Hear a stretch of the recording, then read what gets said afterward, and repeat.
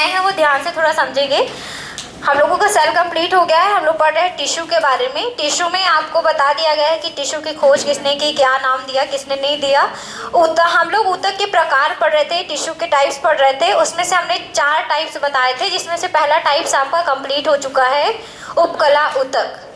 ठीक है, एक टाइप आपका कंप्लीट हो गया है, उपकला ऊतक, एपिथेलियल टिश्यू कहते हैं। दूसरा हमने बताया था संयोजी ऊतक, कनेक्टिव टिश्यू। ठीक, कनेक्टिव टिश्यू में 3 प्रकार हमने बताए थे आपको कल की क्लास में। एक बताया था साधारण संयोजी ऊतक, दूसरा बताया था आपका संवहनी ऊतक, और तीसरा बताया था आपका कंकाल ऊतक। क्योंकि संवहनी मतलब इसमें हमने आपको संवहन का कार्य हमारे बॉडी पे रक्त करता है और आपका लसिका लिम्फ करते हैं। ठीक है, तो इसलिए हम रक्त और लसिका को कौन सा ऊतक कहते हैं, संवहनी। लेकिन साथ ही साथ ये हमारी बॉडी को पूरी तरह से कनेक्ट करते हैं, इसलिए किसके अंतर्गत रखे जाते हैं, संयोजी ऊतक। कंकाल का काम ही है हमारी बॉडी को पूरी तरह से कनेक्ट करना, और इसमें 2 आपके भाग आएंगे, एक आएगा अस्थि, दूसरा आएगा उपास्थि। ठीक है, जिसको कहते हैं कॉर्टिलिस और इसको कहते हैं बोन्स। ये आपका कंप्लीट हो गया है। 5 पॉइंट थे इसमें, पीला, श्वेत, आपका अंतराली, रंग और आपका वसा, ये कंप्लीट हो गया है। हम लोग आज पढ़ेंगे संवहनी ऊतक। तो सब कोई कॉपी पे हेडिंग कर लीजिए, संवहनी ऊतक, संवहनी ऊतक, संवहनी ऊतक।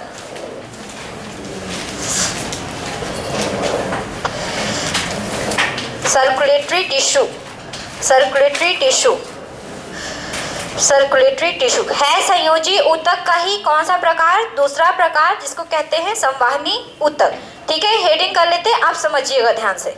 हेडिंग हो गई है तो अब ध्यान से समझिए। हम लोग संवहनी ऊतक के अंतर्गत रक्त पढ़ेंगे पहले, इसके बाद पढ़ेंगे लसिका के बारे में। ठीक है, और हमने ये भी बोला था कि जब आपका हम रक्त और लसिका पढ़ेंगे तो हम एक सिस्टम भी पढ़ेंगे साथ में। कौन सा सिस्टम, सर्कुलेटरी सिस्टम पढ़ेंगे। हमने बोला था कि एक सिस्टम पढ़ेंगे हम लोग सर्कुलेटरी सिस्टम के बारे में, जिसको कहते हैं परिसंचरण तंत्र। ठीक है, जिसको कहते हैं परिसंचरण तंत्र। हम लोग जब इसको और इसको कंप्लीट कर लेंगे, इसके बाद हम परिसंचरण तंत्र पढ़ेंगे। परिसंचरण तंत्र में वैसे 3 चीज़ें आती हैं, एक आता है हार्ट, दूसरी आती है वेसल्स, वहिका, रक्त वहिकाएँ, और आपका एक आता है रक्त। रक्त ऑलरेडी हमारा यहाँ पे कंप्लीट हो जाएगा, इसलिए इस पे हम रक्त नहीं पढ़ेंगे। इसमें हम 2 चीज़ें पढ़ेंगे, हृदय और आपकी वहिकाएँ और या फिर वेसल्स। ठीक है, इतना क्लियर हो गया, क्या पढ़ना है क्या नहीं पढ़ना ये बता दिया है। चलिए अब आते हैं अपने टॉपिक पे। संवहनी ऊतक अब थोड़ा सा समझते हैं। संवहनी ऊतक में हम 2 चीज़ों को रखते हैं, एक है आपका रक्त, दूसरा है आपका लसिका। अगर हम रक्त के बारे में बात करें तो सबको पता है, हमने क्लास में पहले भी बताया है कि रक्त एक संयोजी ऊतक है। और कैसा संयोजी ऊतक है ये पेपर में पूछा जाता है। तो रक्त होता है लिक्विड फॉर्म में, इस कारण से इसको हम क्या कहते हैं, तरल संयोजी ऊतक। लिक्विड फॉर्म में होने के कारण ये संयोजी ऊतक किस प्रकार का होता है, तरल संयोजी ऊतक। ये पेपर में क्वेश्चन आता है कि कंकाल किस प्रकार का संयोजी ऊतक होता है। कंकाल किस प्रकार का संयोजी ऊतक होता है, ठोस होता है। कंकाल हमारा ठोस होता है, हड्डियां हमारी ठोस होती हैं, तो कंकाल में लिखेंगे ठोस संयोजी ऊतक। लेकिन रक्त के बारे में पूछेगा तो क्या लिखेंगे, तरल संयोजी ऊतक। रक्त को हम संवहनी ऊतक भी कहते हैं। हमने संवहनी लिखा ही है सबसे पहले कि संवहनी ऊतक पढ़ेंगे।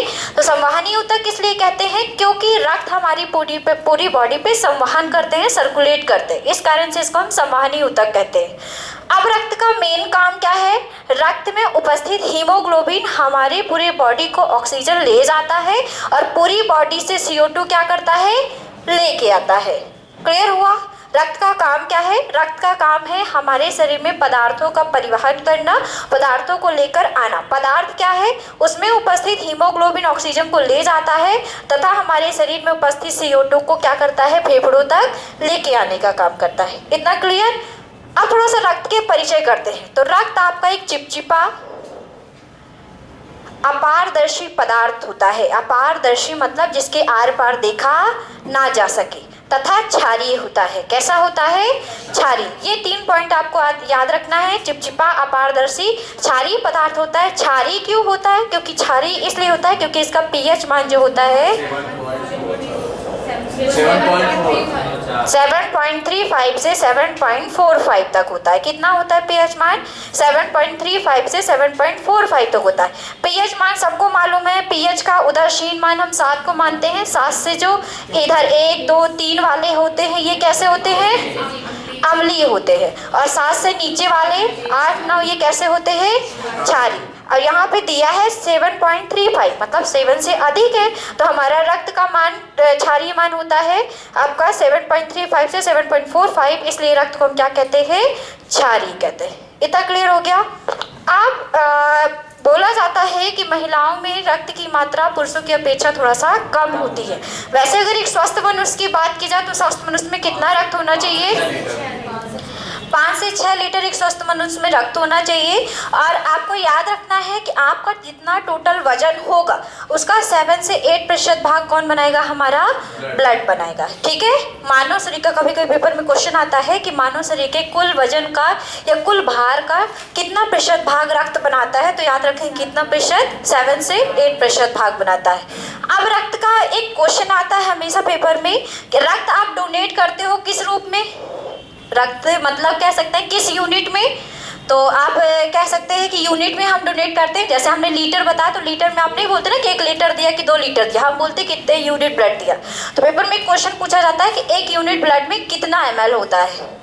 तो सबको पता है 450 ml होता है। कितना होता है? 450। लेकिन अब इस समय पेपर का थोड़ा स्टैंडर्ड हो गया है चेंज, इसलिए इस समय लगभग करके पेपर में आता है। तो आपको इतना याद रखना है कि अगर लगभग में दे रहा है तो लगभग 400 से 550 ml तक माना जाता है। कितना माना जाता है? 400 से 550 ml। इतना क्लियर हो गया सबको? चलो इतना थोड़ा सा लिखवा देती हूँ फिर प्रकार पे आती हूँ।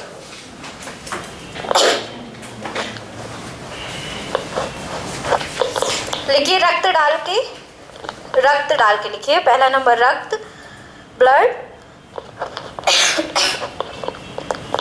लिखिए रक्त एक तरल संयोजी ऊतक है। रक्त एक तरल संयोजी ऊतक है।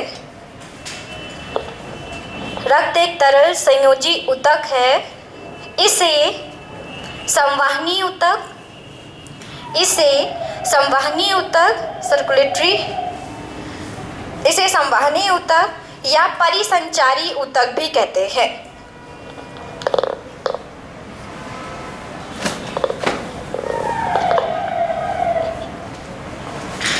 परिसंचारी ऊतक भी कहते हैं। रक्त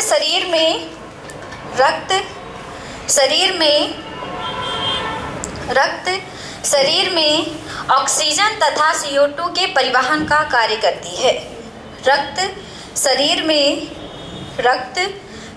में ऑक्सीजन तथा CO2 के परिवहन का कार्य करती है। CO2 के परिवहन का कार्य करती है।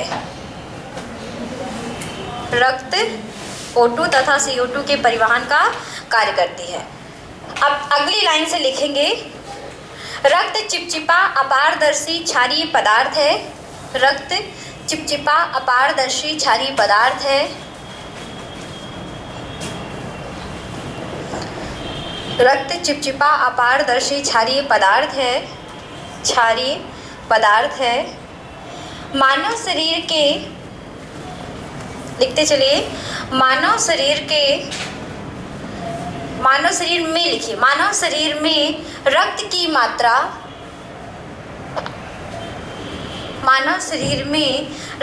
मात्रा, शरीर के कुल भार का, मानव शरीर में रक्त की मात्रा शरीर के कुल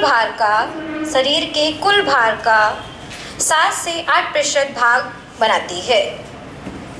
7 से 8% भाग बनाती है।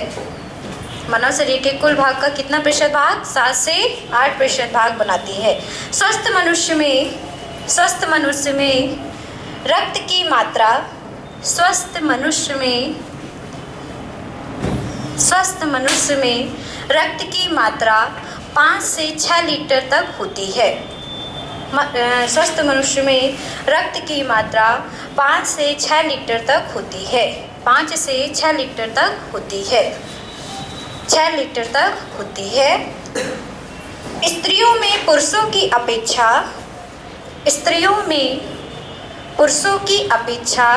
रक्त की मात्रा कम होती है। स्त्रियों में पुरुषों की अपेक्षा रक्त की मात्रा कम होती है। रक्त की मात्रा कम होती है। देखिए, हम लोगों में इतने जो आरबीसी होती है, हम लोगों का खान पान, हम लोगों का कार्य, हम लोगों की बॉडी उतनी प्रॉपरली पुरुषों की जितना हमारी बॉडी कार्य नहीं कर पाते, इसलिए हम लोगों में ये आरबीसी की मात्रा कम बनती है ना। हम लोगों का जो शरीर है वो वीक हमेशा कहा जाता है, क्योंकि हम लोगों का जो मतलब कह सकते हैं हम लोगों का जो परिवेश है, या फिर कह सकते हैं कि हम जिस वातावरण में रहते हैं, हम खान पीन पे भी ध्यान नहीं देते। हम लोगों को वर्क भी ज़्यादा होता है घर में बाहर नहीं, है ना। हम ऑलरेडी कर पाएंगे, क्योंकि जो हीमोग्लोबिन कम होता है, हीमोग्लोबिन में आयरन पाया जाता है, तो फिर इसीलिए हम लोग कमजोर हैं। इसीलिए तो कमजोर है ना, क्योंकि ऑलरेडी ब्लड कम है, इसीलिए तो कमजोर हो गए ना। ब्लड कम होता क्यों? हम लोगों का ध्यान होता अपने अच्छे से ध्यान देते होंगे ना, तो मुझे नहीं लगता ये बोला जाता है, मतलब कि सार्वजनिक रूप से अगर ये रेशियो निकाला जाए तो स्त्रियों का जो रक्त का मान होगा वो सदैव पुरुषों से कम होता है। ये सब के लिए है, किसी एक के लिए नहीं। जो अपने ऊपर अच्छे से ध्यान दे रही हैं तो उनका ब्लड ऑलरेडी पुरुषों के बराबर भी हो सकता है। ऐसा नहीं है कि ऐसा बोल दिया गया है तो कम ही होगा, बिल्कुल। लेकिन ज़्यादा से ज़्यादा महिलाओं का रक्त का मान जो होता है पुरुषों के पीछे क्या होता है, कम होता है, क्योंकि हम लोग उतना ध्यान नहीं देते। और पुरुष, देखिए, पुरुष भी ध्यान नहीं देते हैं, लेकिन क्या होता है कहीं ना कहीं वो इनडायरेक्टली ध्यान दे लेते हैं, है ना। ऐसा हो जाता है। चलो, होता है कि नहीं होता? होता है ना। चलो लिखिए, एक स्टार पॉइंट बना के लिखिए, रक्त का पीएच मान, रक्त का पीएच मान, रक्त का पीएच मान, पीएच वैल्यू 7.35 से 7.45 तक होती है। रक्त का पीएच मान 7.35 से 7.45 तक होता है। पीएच मान 7.35 से 7.45 तक होता है। अगला स्टार पॉइंट लिखिए, एक यूनिट रक्त में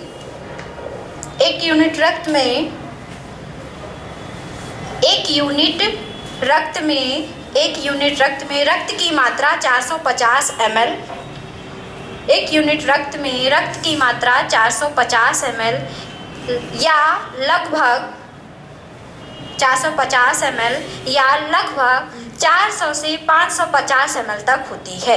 अगर आपका लगभग या बीच का पूछा जाता है तो आप 400 से 550 के बीच का आंसर लगा सकते हैं, ठीक है ना।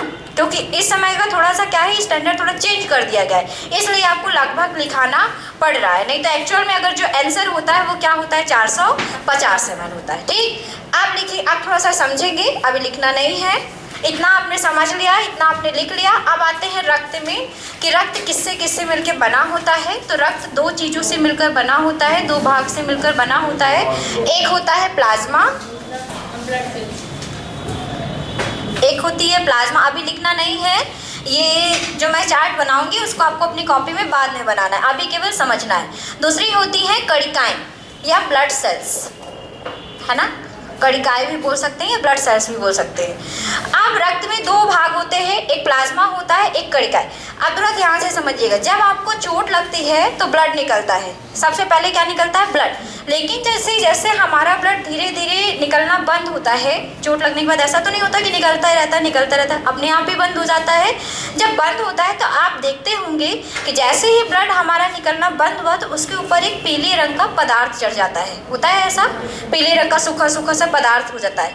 वो जो पीले रंग का चिपचिपा पदार्थ है वो क्या है, आपका प्लाज्मा, जो कि रक्त में ही उपस्थित होता है, लेकिन वो कुछ देर बाद निकलता है, ठीक है। और जब ये प्लाज्मा निकलता है तब हमारे रक्त का थक्का बन जाता है, हमारा रक्त क्या होता है, बहना बंद कर देता है, क्योंकि इस प्लाज्मा में अब कई सारी प्रोटीन पाई जाती हैं, जैसे हो गया फाइब्रिनोजन और सबको पता है कि फाइब्रिनोजन क्या करता है, रक्त का थक्का बनाता है। ठीक है, फाइब्रिनोजन पेपर में पूछा जाता है कि रक्त का थक्का बनाने वाली प्रोटीन कौन सी है, तो याद रखेंगे फाइब्रिनोजन। और जैसे ही प्लाज्मा निकलेगा उसके साथ फाइब्रिनोजन भी निकल आता है, इसलिए रक्त का थक्का बन जाता है। इसमें और भी प्रोटीन्स पाई जाती हैं, जैसे एल्ब्यूमिन हो गई, ग्लोब्यूमिन हो गई, ग्लोब्यूमिन हो गई। ये सभी प्रोटीन हमारे किस में प्रेजेंट होती हैं, प्लाज्मा में प्रेजेंट होती है। हमारे रक्त का, अगर रक्त हमारा 100% है, समझिएगा रक्त हमारा 100% है, तो उसमें से 55 से 60% भाग कौन बनाती है, इसके रक्त का प्लाज्मा बनाती है। मतलब रक्त में सर्वाधिक मात्रा में क्या प्रेजेंट है, आपका प्लाज्मा प्रेजेंट है। और जो बचा हुआ 40% है आपका, वो कौन बनाएंगी, सेल्स बनाएंगी। अब सेल्स की, अब प्लाज्मा की थोड़ा सा बात करते हैं। प्लाज्मा में प्रोटीन होते हैं जिसके कारण से हमारे शरीर की रक्षा करने का भी कार्य करती है। ठीक है, अब कणिका की बात करते हैं। कणिका 3 प्रकार की होती है, एक होती है आरबीसी, एक होती है डब्ल्यूबीसी और तीसरी होती है प्लेटलेट्स। ठीक है, याद रखिएगा इसको। आरबीसी जो है इसको लाल रक्त कणिकाएं भी कहते हैं, इसको श्वेत रक्त कणिका कहते हैं, इसको प्लेटलेट्स ही कहते हैं, बिम्बाणु कहते हैं, हिंदी में इसको कहते हैं रक्त बिम्बाणु। ठीक है, याद रखेंगे इसको क्या कहते हैं, प्लेटलेट्स को हिंदी में रक्त बिम्बाणु। आरबीसी की अगर बात करें तो आरबीसी जो होती है लाल रंग की होती है, किस रंग की होती है, लाल रंग की होती है। और डब्ल्यूबीसी हमारी सफ़ेद रंग की होती है। प्लेटलेट्स में कोई खास कलर नहीं होता। आरबीसी की बात करें तो ये लाल रंग की क्यों होती है, आरबीसी में हीमोग्लोबिन प्रेजेंट होता है। क्या प्रेजेंट होता है, हीमोग्लोबिन। हीमोग्लोबिन एक प्रोटीन है, हीम एक आयरन है। इस हीम आयरन के कारण आरबीसी का कलर किस रंग का होता है, लाल रंग का। पेपर में पूछा भी जाता है कि रक्त लाल रंग का क्यों होता है, तो याद रखेंगे किसके कारण होता है, हीमोग्लोबिन के कारण होता है। ठीक है, अगर ये पूछ लिया जाए कि हीमोग्लोबिन में किसके कारण होता है, तो हीम के कारण, हीम आयरन के कारण, है ना, हीम आयरन के कारण हमारे आरबीसी लाल रंग की होती है। आपने सुन के रखा होगा कि कई सारे जीवों का रंग, रक्त का रंग नीला रंग का होता है, सुना है। जो ऑक्टोपस होता है उसका जो रक्त का रंग होता है वो नीला होता है। ठीक है, ऑक्टोपस किस संघ का प्राणी है, मोलस्का, मोलस्का है ना, मोलस्का वर्ग का प्राणी है। उनका नीला रंग क्यों होता है, क्योंकि उसमें एक वर्णक पाया जाता है जिसका नाम है हीमोसाइनिन। कौन सा वर्णक होता है, हीमोसाइनिन। हम लोगों का लाल क्यों है, हीमोग्लोबिन के कारण, उन लोगों का नीला क्यों है, हीमोसाइनिन के कारण। ठीक है, तो इसकी बात हमने थोड़ा सा कर दी है, तो याद रखिएगा। तो आरबीसी लाल रंग की होती है हीमोग्लोबिन के कारण। आरबीसी का दूसरा नाम है इरिथ्रोसाइट्स, इसका दूसरा नाम भी पूछा जाता है, तो याद रखेंगे आरबीसी का दूसरा नाम क्या है, इरिथ्रोसाइट्स। आरबीसी का जो जीवन काल होता है 120 दिन का होता है। और आरबीसी जो होती है नष्ट कहाँ होती है, हमारे प्लीहा में। कहाँ नष्ट होती है, प्लीहा, स्प्लीन। हमारे अमाशय के पीछे एक छोटी सी ग्रंथि पाई जाती है जिसको कहते हैं प्लीहा, यहाँ पे आरबीसी जाके नष्ट होती है 120 दिन बाद। इसीलिए प्लीहा को क्या कहते हैं, आरबीसी का कब्र कहते हैं, ब्लड बैंक कहते हैं। बैंक से पैसे मिलते हैं, जाके नष्ट नहीं होते हैं। ठीक है, आरबीसी का क्या कहते हैं, प्लीहा को कब्र कहते हैं। आरबीसी का निर्माण कहाँ होता है, तो याद रखेंगे 2 चीज़ें क्वेश्चन में आती हैं। एक ये पूछा जाता है कि भ्रूणी अवस्था में, जब बच्चा गर्भ अवस्था में होता है, गर्भ के अंदर होता है, उस टाइम पे आरबीसी कहाँ बनती है, तो याद रखेंगे 2 जगह, एक यकृत में, दूसरा प्लीहा में। लेकिन जब बच्चा जन्म ले लेता है इसके पश्चात धीरे धीरे कहाँ बनने लगती हैं, बोन मैरो या अस्थि मज्जा में। तो दोनों क्वेश्चन अलग है। अगर पूछता है पेपर में कि भ्रूणी अवस्था में आपकी आरबीसी कहाँ बनती है, तो याद रखेंगे यकृत, लीवर या फिर प्लीहा में, स्प्लीन में बनती। ठीक है, और अगर पूछे वयस्क अवस्था में कहाँ बनती है, तो याद रखेंगे कहाँ बनती है, अस्थि मज्जा या बोन मैरो। अब अस्थि मज्जा क्या है, थोड़ा सा ये समझ लीजिए। हमारे शरीर की जितनी भी लंबी लंबी हड्डियां होती हैं उनका एक सिरा फूला हुआ रहता है जिसको कहते हैं एपीफाइसिस। मान लीजिए लंबी हड्डी है, ध्यान से समझिएगा, इसका जो सिरा होगा वो फूला हुआ होगा और इस सिरे को हम कहते हैं एपीफाइसिस, एपीफाइसिस। और ये जो ऐसे ऐसे ये लंबा जो भाग है, यहाँ पे पतली पतली सिराएं होती हैं, इसको कहते हैं डाइफाइसिस। आप ये जो फूला हुआ सिरा है इसको कहते हैं एपीफाइसिस या फिर इसी को कहते हैं मज्जा गुहा। क्या कहते हैं? मज्जा गुहा। और इस मज्जा गुहा में जो पदार्थ भरा रहता है, द्रव भरा रहता है, उसको कहते हैं अस्थि मज्जा। क्या कहते हैं उसको? अस्थि मज्जा। क्योंकि हड्डियों में है, अस्थियों में ये गुहा है, इसलिए मज्जा गुहा बोलते हैं। और यहाँ पे जो पदार्थ है वो अस्थि मज्जा कहलाता है। और इस अस्थि मज्जा में किसके कण उपस्थित होते हैं? आरबीसी के और डब्ल्यूबीसी के। लेकिन ये डायफाइसिस में क्या होता है? इस डायफाइसिस में जो सिरे पाए जाते हैं, तो इस बीच में हम जो खाते हैं वसा, फैट, उस फैट का संचय होता है। क्या होता है यहाँ पे? वसा का संचय। ये दोनों क्वेश्चन पेपर में आ चुके हैं, तो याद रखेंगे कि हमने अस्थि मज्जा के बारे में बताया कि अस्थि मज्जा कहाँ होता है। तो हमारे शरीर की जितनी भी लंबी लंबी हड्डियाँ हैं, जैसे लाइक दैट फीवर, टीमर है, तो ये घुटना जो है ये हमारा मज्जा गुहा है, ध्यान से समझिएगा। तो ये हमारा याद रखेंगे कि हमारा अस्थि मज्जा कहाँ होती है? लंबी लंबी हड्डियों की जो सिराएं होती है उसको मज्जा गुहा कहते हैं। और इसमें ही आपका अस्थि मज्जा होता है, जिसमें क्या बनती है? आरबीसी और डब्ल्यूबीसी। क्लियर हो गया इतना? अब वयस्क अवस्था में अस्थि मज्जा में बनेंगी हमारी आरबीसी, भ्रूणीय अवस्था में कहाँ बनेंगी? यकृत और प्लीहा में। लाल रंग की होती है, क्यों होती है? हीमोग्लोबिन के कारण। इसका दूसरा नाम क्या होता है? इरिथ्रोसाइट्स। जीवन काल कितने दिन का होता है? 120 दिन का। नष्ट कहाँ होती है? प्लीहा में। और आरबीसी लिए प्लीहा को क्या कहते हैं? आरबीसी का कप। अब अगले पॉइंट पे आते हैं। आरबीसी की संख्या हम काउंट कर सकते हैं जब आप ब्लड का चेकअप कराने जाते हैं। कहते हैं ना कि आपको रक्त की कमी हो गई, वो कैसे पता चलता है? आप जब ब्लड का चेकअप कराने जाते हैं तो कभी किसी ने रिपोर्ट पढ़ी हो अच्छे से, तो उसमें ल्यूकोसाइट्स भी दिया रहता है, लिम्फोसाइट्स भी देते हैं, न्यूट्रोफिल्स भी दिया रहता है, बेसोफिल्स भी दिया रहता है, हीमोग्लोबिन भी दिया रहता है। तो अगर कह दें कि हीमोग्लोबिन की मात्रा कम हो गई है, तो डॉक्टर बोल देते हैं कि आपकी रक्त की मात्रा क्या हो गई है? कम हो गई। इतना सुन के रखा है सबने। तो वो संख्या किससे ज्ञात करते हैं? हमारे हीमोसाइटोमीटर से। किससे ज्ञात करते हैं? पेपर में अगर आ जाए कि आरबीसी की संख्या किससे ज्ञात करते हैं, तो याद रखें किससे ज्ञात करते हैं? हीमोसाइटोमीटर से ज्ञात करते हैं। आरबीसी की खास बात है, आरबीसी की जो सेल्स होती हैं उसमें केंद्रक अनुपस्थित होता है। मतलब केंद्रक प्रेजेंट नहीं होता है, केवल दो प्राणी को छोड़कर, ऊंट और लामा। ठीक है, ऊंट को सब देखे हैं, लामा को किसी ने नहीं देखा। लामा जो है आपके भेड़ की जैसा दिखने वाला एक प्राणी है, जो कि दक्षिण अफ्रीका के देशों में पाया जाता है, हम लोगों के देशों में नहीं पाया जाता लामा। ठीक है, ऊंट अलग है, ऊंट को सबने देखा है। ऊंट के आरबीसी में क्या होगा? केंद्रक उपस्थित होगा, लेकिन हम लोगों की आरबीसी में केंद्रक उपस्थित नहीं होगा। पेपर में क्वेश्चन आता है कि आरबीसी में क्या नहीं होता, तो याद रखेंगे आरबीसी में क्या नहीं होता? केंद्रक अनुपस्थित होता है, केंद्रक नहीं होता। लेकिन किनको छोड़ के? ऊंट और लामा। लामा एक भेड़ जैसा प्राणी है, जीव है, जो कि दक्षिण अफ्रीका के देशों में पाया जाता है। क्लियर हो गया इतना? अब एक और बात कर लेते हैं। आरबीसी के निर्माण में 3 विटामिन भाग लेते हैं, B6, B9 और B12। ये 3 विटामिन है। पेपर में भी पूछा जाता है कि कौन कौन सी विटामिन आपके आरबीसी के निर्माण में भाग लेती है, तो याद रखेंगे B6, B9 और B12। चलो अब गर्ल्स बताएंगी। पीछे सबसे पीछे वाली में आप बताएंगी। क्या नाम है आपका? प्राची। प्राची, ये बताइए B9 का रासायनिक नाम क्या है? B9 का रासायनिक नाम क्या है? अब ये वाली प्राची बताएगी। बैठ जाओ, बताओ। Folic acid. बॉयज बताएंगे। अरे पेज क्यों पलट रहे हो भाई, क्या दिक्कत है? आप बताइए, आप बताएंगे B12 का रासायनिक नाम क्या है? याद नहीं है? आए नहीं थे आप बताओ। क्या क्या? एंथोसाइनिन। ये कहाँ पहुँच गए, किधर पहुँच गए?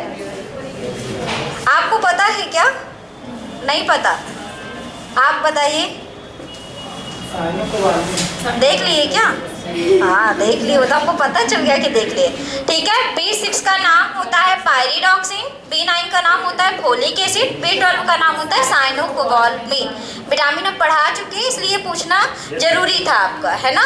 रिवीजन नहीं करते हो आप लोग, खूब बारात कर रहे हो। सबकी बारात निकलेगी जो सिलेक्शन नहीं होगा घर में। चलो, तो आरबीसी एक बार फिर से थोड़ा पढ़ते हैं, इसके बाद लिखते हैं इसको।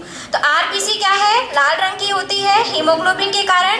आरबीसी का बातें नहीं, आरबीसी का दूसरा नाम है इरिथ्रोसाइट्स। आरबीसी का जीवन काल 120 दिन का होता है, नष्ट होती है प्लीहा में, इसलिए आरबीसी का कब्र कहते हैं। भ्रूणीय अवस्था में आरबीसी बनती है यकृत और प्लीहा में। वयस्क अवस्था में अस्थि मज्जा में बनती है।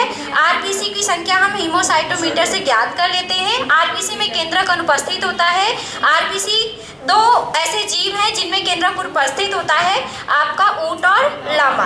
और आरबीसी के निर्माण में 3 विटामिन भाग लेते हैं, B6, B9, B12। इतना सबको क्लियर?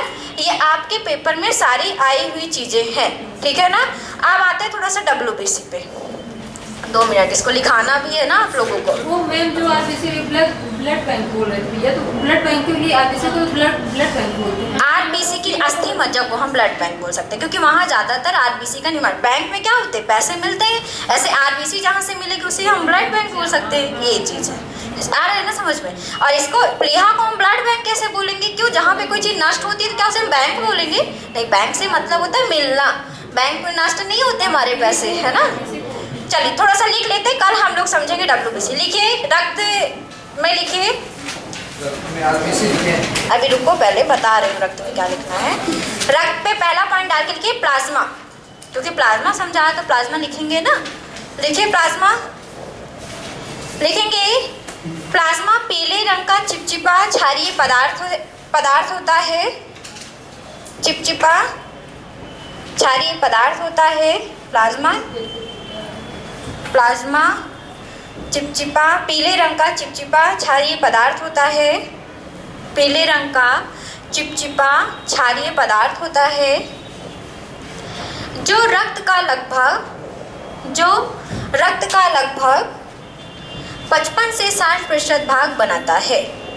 जो रक्त का लगभग 55 से 60% भाग बनाता है। जो रक्त का लगभग 55 से 60% भाग बनाता है। इनमें कई प्रोटीन जैसे फाइब्रिनोजन,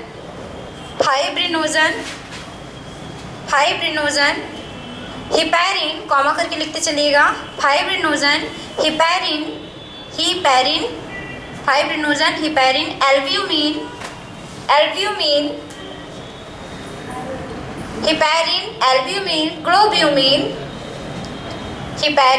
एल्ब्यूमिन, ग्लोब्यूमिन आदि उपस्थित होती है। इसमें कई प्रोटीन जैसे फाइब्रिनोजन, हिपैरिन, एल्ब्यूमिन, ग्लोब्यूमिन आदि उपस्थित होती है। प्लाज्मा में एंटीबॉडी पाए जाते हैं, प्रतिरक्षी बोलते हैं एंटीबॉडी को। प्लाज्मा में एंटीबॉडी पाए जाते हैं, एंटीबॉडी या प्रतिरक्षी पाए जाते हैं, जो शरीर को सुरक्षा प्रदान करते हैं। जो शरीर को सुरक्षा प्रदान करते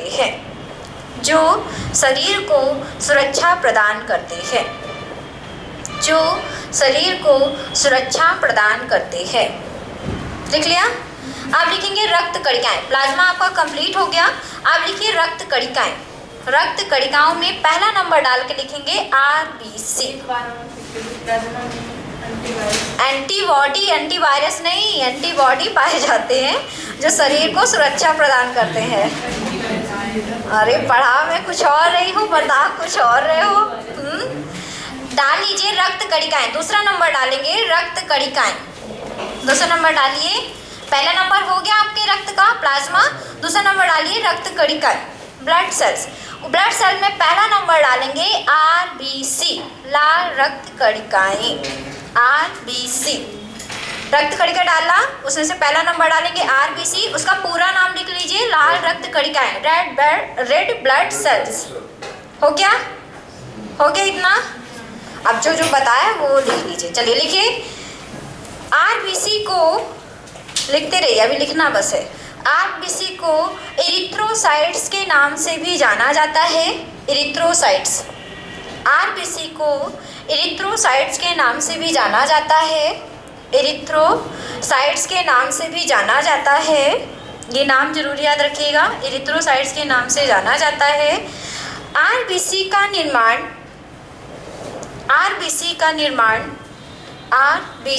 निर्माण भ्रूणीय अवस्था में, जब बच्चा भ्रूण अवस्था में होता है, भ्रूणीय अवस्था में आरबीसी का निर्माण भ्रूणीय अवस्था में यकृत तथा प्लीहा में होता है। आरबीसी का निर्माण भ्रूणीय अवस्था में यकृत तथा प्लीहा, लीवर एंड स्प्लीन में होता है, तथा वयस्क अवस्था में, जब आप मैच्योर होने लगते हैं धीरे धीरे, वयस्क अवस्था में अस्थि मज्जा में होता है। बोन मैरो कहते हैं अस्थि मज्जा को, बोन मैरो, अस्थि मज्जा में या बोन मैरो में होता है। ठीक है, भ्रूणीय अवस्था में कहाँ होगा? यकृत और प्लीहा में। प्लीहा हमारे आमाशय की छोटी सी पीछे से, इसको तिल्ली भी कहते हैं, अपने दूसरे लैंग्वेज में हम तिल्ली भी बुलाते हैं। ठीक है, तिल्ली, बिल्ली नहीं। ठीक है, वयस्क अस्थि मज्जा। आगे लिखिए, अब की स्टार पॉइंट बना के लिखते रहिए, है ना, तो बहुत ज़्यादा इकट्ठा नहीं होगा, पॉइंट पे रहेगा तो याद हो जाएगा। लिखिए,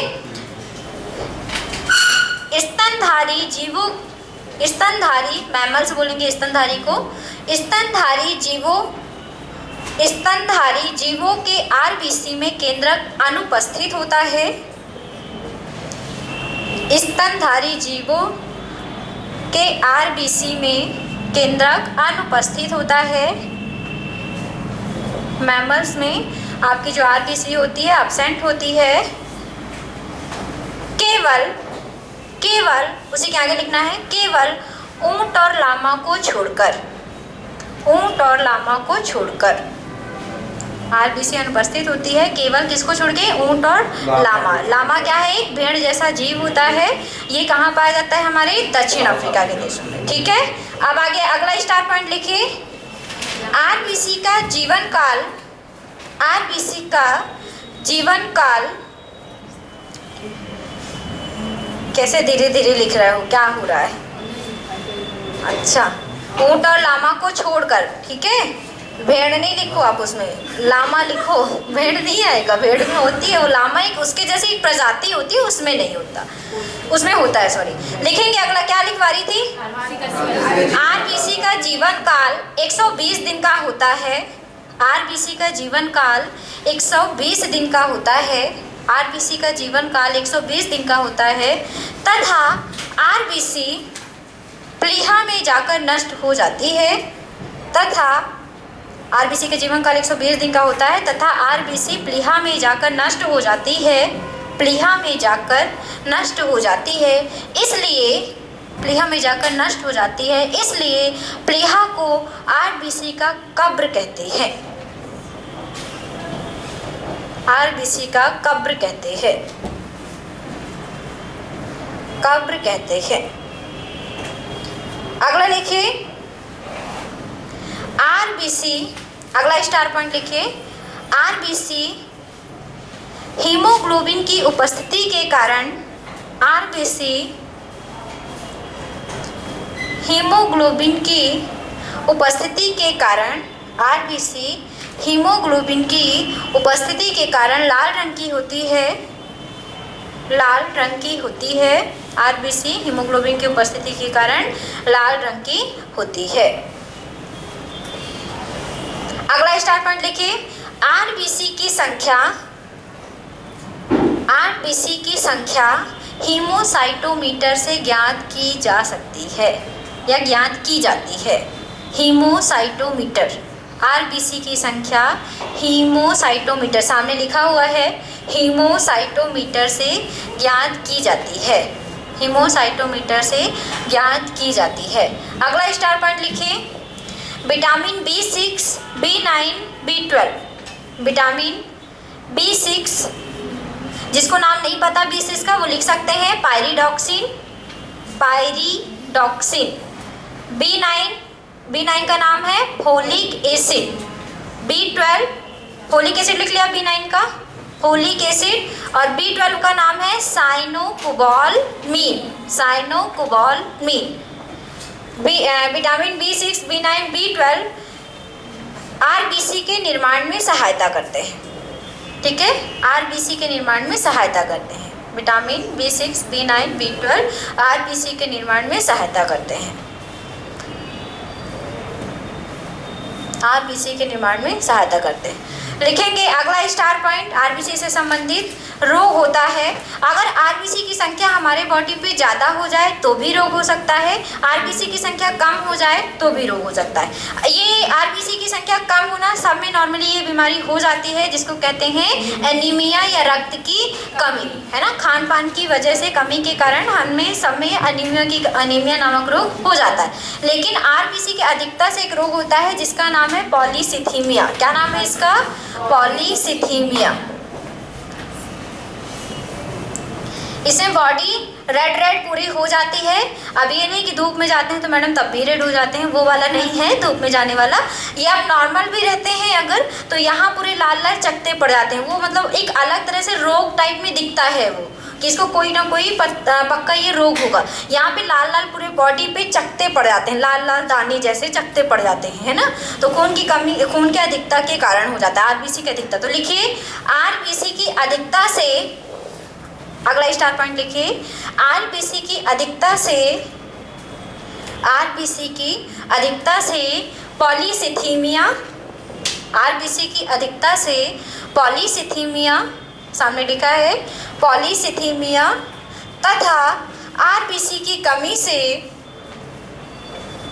आरबीसी की कमी से, आरबीसी की कमी से एनीमिया नामक रोग हो जाता है। एनीमिया नामक रोग हो जाता है। आरबीसी की अधिकता से पॉलीसिथीमिया और आरबीसी की कमी से एनीमिया नामक रोग हो जाता है। ठीक है, आप थोड़ा सा डब्ल्यूबीसी भी हो सकता है तो हो जाए, थोड़ा सा समझा देती हूँ डब्ल्यूबीसी को। डब्ल्यूबीसी का दूसरा नाम है ल्यूकोसाइट्स। क्या नाम है इसका? ल्यूकोसाइट्स। जैसे आरबीसी का हमने दूसरा नाम बताया एरिथ्रोसाइट्स, सेम डब्ल्यूबीसी का दूसरा नाम क्या है आपका? ल्यूकोसाइट्स होता है। आप थोड़ा सा आते हैं डब्ल्यूबीसी का निर्माण, हमने बताया कि डब्ल्यूबीसी का निर्माण भी कहाँ होता है? अस्थि मज्जा में। लेकिन आपकी जो डब्ल्यूबीसी होती है वो दो प्रकार की होती है। इस कारण से दोनों प्रकार के कारण इनका निर्माण अलग अलग जगहों पर भी होता है। डब्ल्यूबीसी के दो प्रकार होते हैं। एक है आपका ग्रैनुलोसाइट्स, अभी केवल आपको समझना है, लिखना नहीं है। ग्रैनुलोसाइट्स इसको कहते हैं कणिका में श्वेत रक्त कणिकाएं, हिंदी में कहते हैं कणिका में श्वेत रक्त कणिकाएं। और दूसरी है आपकी ग्रैनुलोसाइट्स। कणिका मैंने कणिका विहीन, ठीक है, इसको कहते हैं कणिका विहीन। कणिका में नहीं, कणिका विहीन, और इसका है कणिका युक्त, है ना। कणिका युक्त श्वेत रक्त कणिकाएं और ये होती है कणिका विहीन श्वेत रक्त कणिकाएं। अभी जो कणिका युक्त श्वेत रक्त कणिकाएं हैं, इन सभी का निर्माण हमारे अस्थि मज्जा में होता है। लेकिन जो हमारी कणिका विहीन है, इनके कुछ डब्ल्यूबीसी का निर्माण हमारी लसिका ग्रंथि में होता है। कहाँ होता है? लसिका ग्रंथि। आगे बढ़ाऊंगी कि लसिका ग्रंथि क्या है, तो सुनिएगा ध्यान से। डब्ल्यूबीसी का नाम है, दूसरा नाम है ल्यूकोसाइट्स। डब्ल्यूबीसी हमारे शरीर की रक्षा करती हैं। क्या काम करती हैं? रक्षा करने का काम करती हैं। इनमें क्योंकि आपके डब्ल्यूबीसी का काम ही है जीवाणुओं का, आपकी टूटी फूटी कोशिकाओं का क्या करना? भक्षण करना। और जीवाणुओं को अगर भक्षण कर रही हैं मतलब हमें रोग नहीं उत्पन्न होंगे, इसलिए रोगों से सुरक्षा करने का काम करती हैं। तथा डब्ल्यूबीसी के कारण ही हमारे शरीर में इम्यूनिटी सिस्टम का निर्माण होता है। ठीक है, याद रखेंगे डब्ल्यूबीसी के कारण क्या होता है? हमारे में इम्यूनिटी सिस्टम में प्रतिरक्षा तंत्र का निर्माण होता है। डब्ल्यूबीसी दो प्रकार की होती है, ग्रैनुलोसाइट्स और अग्रैनुलोसाइट्स। ग्रैनुलोसाइट जितनी भी होती हैं वो आपकी सभी अस्थि मज्जा में बनेंगी, लेकिन अग्रैनुलोसाइट्स होंगी वो कहाँ बनेंगी? लसिका। ग्रैनुलोसाइट्स तीन प्रकार की होती हैं। एक होती है इयोसिनोफिल्स, दूसरी होती है बेसोफिल्स और तीसरी होती है न्यूट्रोफिल्स। ठीक है, ग्रैनुलोसाइट्स तीन प्रकार की होती हैं। एक होती है इयोसिनोफिल्स, दूसरी होती है बेसोफिल्स, तीसरी होती है न्यूट्रोफिल्स। लेकिन ग्रैनुलोसाइट्स दो प्रकार की होती है। एक होती है मोनोसाइट्स और दूसरी होती है लिम्फोसाइट्स।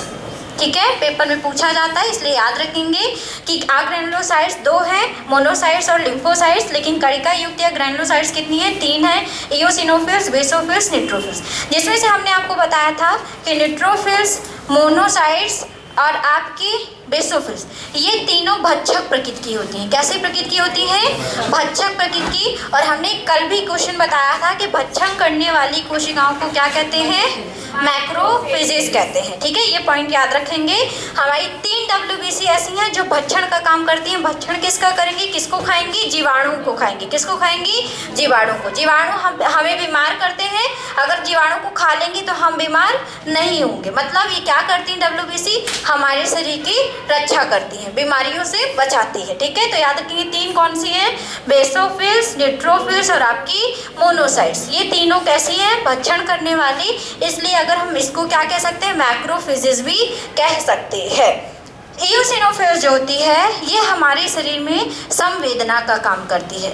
मतलब हमको जैसे जुकाम है, समझिएगा, अगर आपको जुकाम है तो आपको बुखार आना जरूरी होता है, चाहे वो थोड़ी तेज से आए चाहे थोड़ा कम आए, लेकिन बुखार जरूर आती है जुकाम में। कोई बताएंगे क्यों?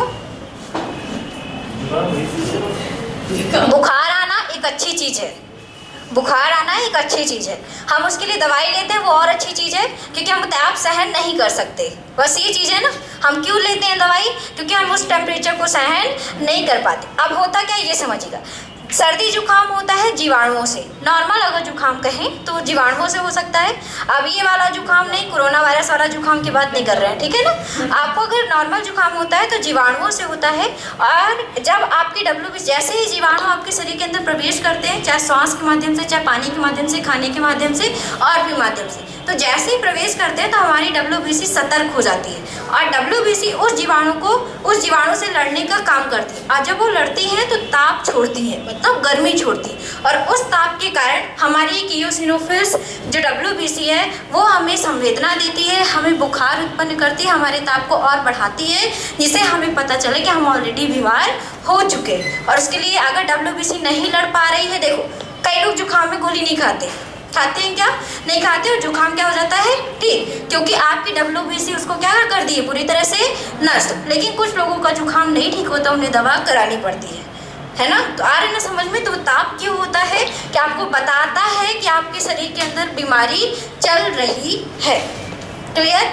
नॉर्मल बुखार भी आता है, जुकाम नहीं है तो भी बुखार आ रहा है, तो आपको बताने की कोशिश कर रहा है कि आप अंदर से अच्छे नहीं हो, इसलिए बुखार आता है। क्लियर हुआ ना? हमें अंदर की चीज़ें क्या पता चलेंगी? नहीं पता चलेगी। लेकिन जैसे बुखार आएगा, दर्द होएगा, तो आपको पता चल जाएगा कि हम अंदर से ठीक नहीं हैं। क्लियर हुआ? क्लियर हुआ कि नहीं हुआ? इसलिए बुखार आता है। तो संवेदना पहुंचाने का काम कौन करेंगी? इओसिनोफिल्स। भक्षण करने का काम बेसोफिल्स, न्यूट्रोफिल्स और मोनोसाइट्स करेंगे। लिम्फोसाइट्स क्या करता है ये बताइए आप लोग, ये आप बताएंगे।